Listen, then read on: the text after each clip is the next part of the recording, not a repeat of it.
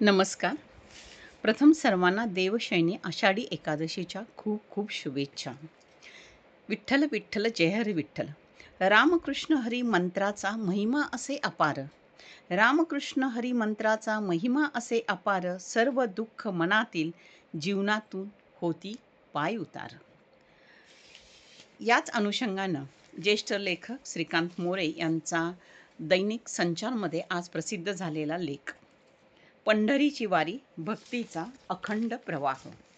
पंढरीची वारी चला जाऊ क्षणभरी, नाचू कीर्तनाचे रंगी चंद्रभागेच्या वाळवंटी. महाराष्ट्राच्या सांस्कृतिक आणि आध्यात्मिक जीवनात पंढरपूरची वारी हे अद्वितीय पर्व मानले जाते.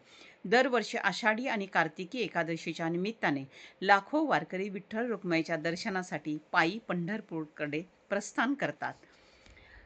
ज्ञानोबा तुकारामाच्या अखंड गजरात निघणारी ही वारी केवळ तीर्थयात्रा नसून भक्ती, शिस्त आणि माणुसकीचा जिवंत उत्सवच आहे. देहू येथून संत तुकाराम महाराजांची तर आळंदी येथून संत ज्ञानेश्वर महाराजांची पालखी लाखो भाविकांसह पंढरपूरकडे मार्गस्थ होत असते.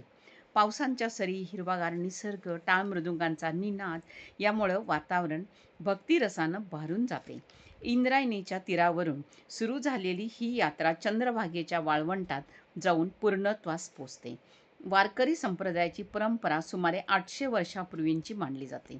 संत ज्ञानेश्वरांनी भावार्थ दीपिका अर्थात ज्ञानेश्वरी लिहून भगवद्गीतेचे तत्वज्ञान सर्वसामान्यांपर्यंत पोचवले. संत नामदेव, संत एकनाथ, संत तुकाराम, संत चोखामळा, संत सावतामाळी, संत गोरा कुंभार, संत जनाबाई यासारख्या अनेक संतांनी भक्ती, ममता, समता, मानवतेचा संदेश अभंगातून समाजात रुजविलेला आहे.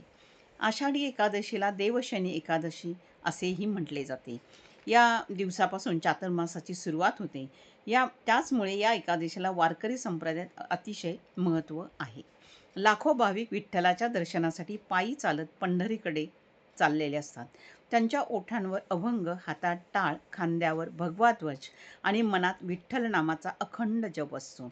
वारीचे आणखी एक वैशिष्ट्य म्हणजे दिंडी. प्रत्येक गावातील वारकरी शिस्तबद्ध दिंडीत सहभागी होतात. दिंडीमध्ये सर्वात पुढे भगवा ध्वज, त्यामागे टाळकरी, मृदंगवादक, विणेकरी, डोक्यावर तुळशी वृंदावन घेऊन चालणाऱ्या महिला असतात. जात, धर्म, पंथ, श्रीमंत, गरीब यांचा कोणताही भेद आपल्याला पाहायला मिळत नाही. सर्वजण एकमेकांना माऊली माऊली असेच म्हणतात. वारीतील रिंगण सोहळा हा अत्यंत रोमांचकारी आणि भक्तिभाव जागवणारा असतो. पालखीभोवती मानाचे अश्व भरधाव धावतात. त्या अश्वांच्या पायाखाली माती कपाळी लावण्यासाठी वारकरी आतुर झालेले असतात. टाळ मृदुंगाचा गजर, अभंगाचा निनाद आणि लाखो वारकऱ्यांच्या भाविकांच्या उत्साहामध्ये पाहताना भक्तीचा महासागरच अनुभवता येतो. वारकरी संप्रदाय हा समतेचा आणि मानवतेचा ग्रंथ आहे, पंथ आहे असे म्हटले तर वावगे ठरू नये. येथे स्त्री पुरुष, जात पात किंवा सामाजिक स्तर यांचे बंधन नसते. भक्ती, सेवा, त्यानंतर साधेपणा, सदाचार हीच त्यांची मूल्ये आहेत. म्हणूनच वारी ही केवळ धार्मिक न मानता सतत महाराष्ट्राच्या लोकसंस्कृतीचे एक ती प्रतीक आहे. पंढरपूरच्या वारीमध्ये सहभागी झाल्यावर शरीराचा थकवा जाणवत नाही. उलट मन प्रसन्न होते, उत्साही होते, आत्मा निर्मळ होतो. विठ्ठलाच्या नामस्मरणात देहभान विसरून चालणारा वारकरी हीच या परंपरेची खरी ओळख होय.